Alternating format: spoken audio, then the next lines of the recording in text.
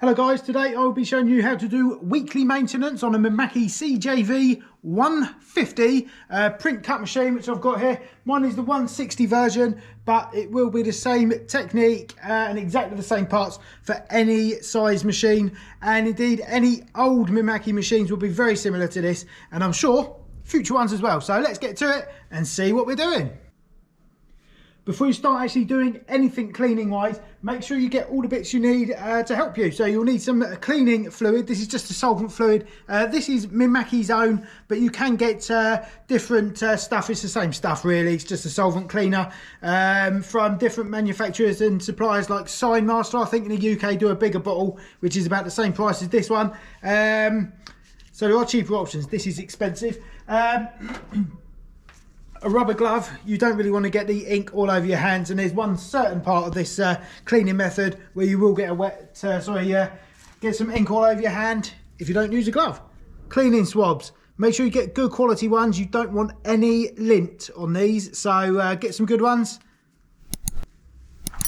And last but not least, a nice bit of absorbent tissue. This is just like kitchen cleaner, kitchen cleaning tissue, so that will work nicely. So let's get to it and show you what I'm using these bits for.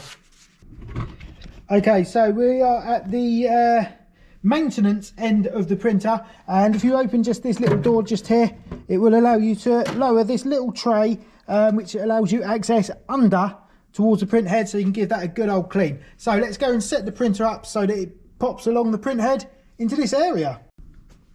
Okay, so first of all, you're just going to want to turn the printer on by holding this button for a second, and it will fire into life eventually. It does a little boot. Hopefully you'll be able to see what's on the screen in a second. Let's see if I can do something with that.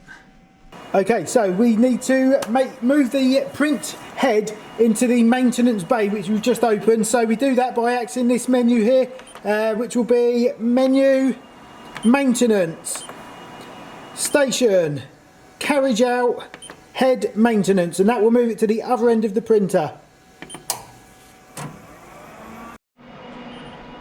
Okay, as you can see, the print head has now moved into the maintenance bay area. So let's get the camera set up so I can show you what's going on underneath and show you the print head. Okay, so now we're looking underneath the print head. The first thing I will do is on the back of the print head, you've got this media jam sensor just here.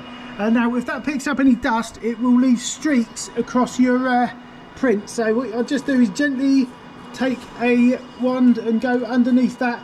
Careful not to nudge it forward or backwards, or it will trigger a media jam, which you obviously don't want. So it won't cause a media jam, it will just make the printer think that there is one.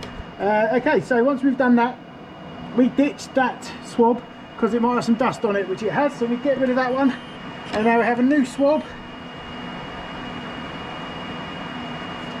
I'm just going to pop a little bit of solvent from my little pot onto the cotton swab there, and just give it a press so you're not getting too much on there. Now you don't want to actually touch the print head on the actual face of it, okay, because that will not do it any good whatsoever. But what you do need to do is just go around the outside and collect any old dry ink, etc. So you can see it's collecting stuff there which shouldn't really be there.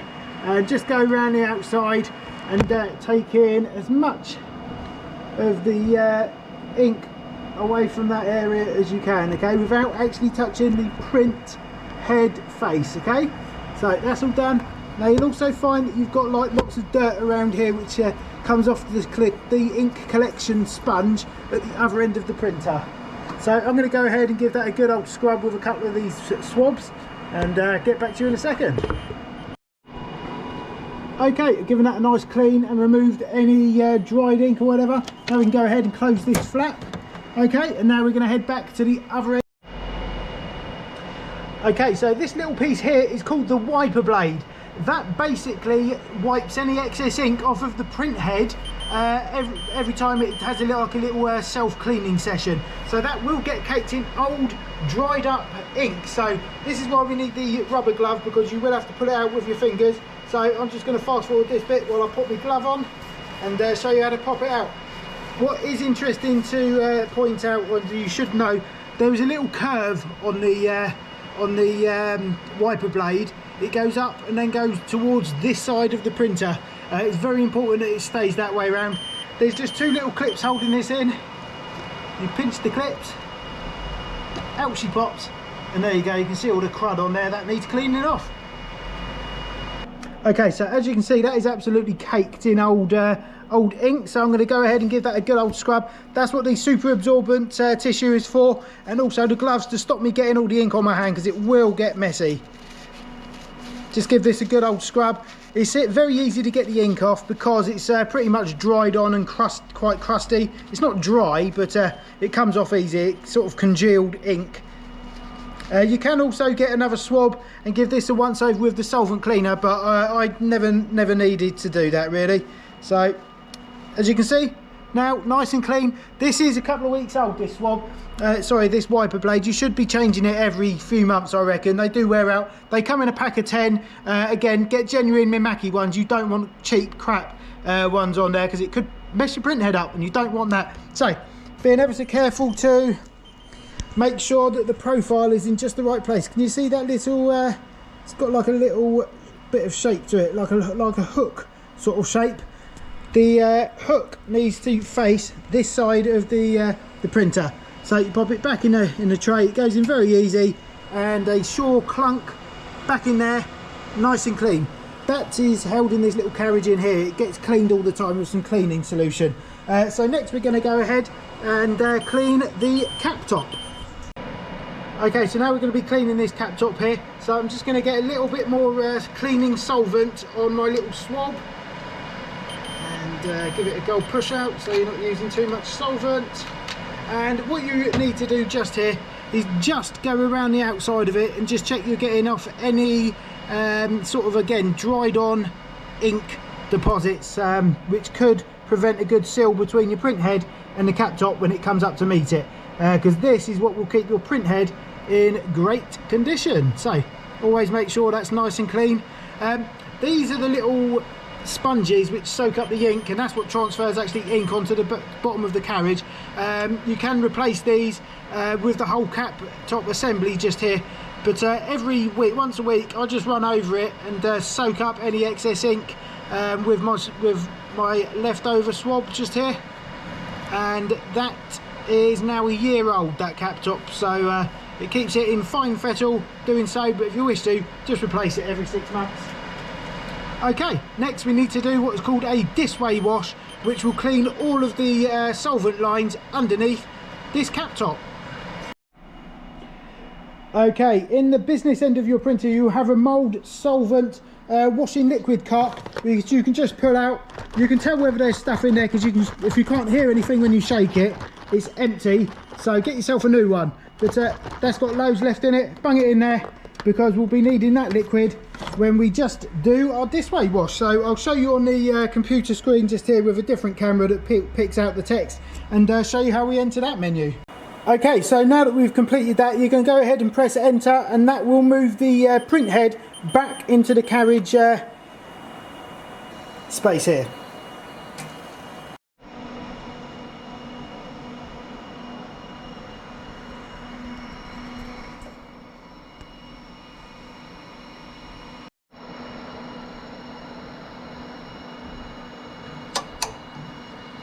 Okay, we'll mess about here, just checking basically, I guess, that the cap top fits nicely against the print head. You can't really see underneath there, but we'll be going up and down and meeting it and going away again and doing what it needs to do, basically. So once that's stopped messing about and doing its little dance, we'll go ahead and do the disway wash. So head up back to the other camera and I'll show you how to access that in the menu system. Okay, once you've brought back the carriage to its usual resting place, it does default back to this menu. So we're going to press the button just here down to disway wash, and I'll also grab the other camera so I can show you what's happening now. So just press this button and check this out.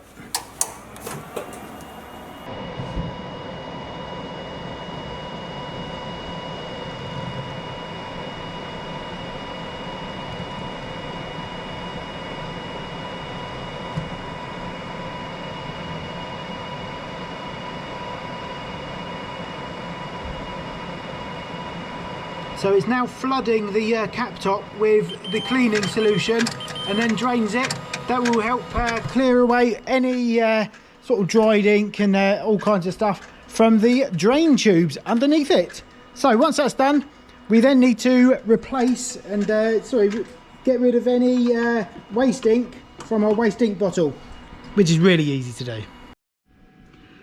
Okay, we are now underneath the business end of the printer, the menu end. So you've got just this little metal bracket bar here. If you lift it down, it allows you to slide it out, which will allow you to gain access to this bottle just here. It goes up in this groove. Basically, this metal bar stops it being able to be slid out. So once that's done, you can just grab hold of it, and you can see where all the ink is collecting in there, the waste ink. It does make a bit of a mess, but there is a nice little catch tray underneath here.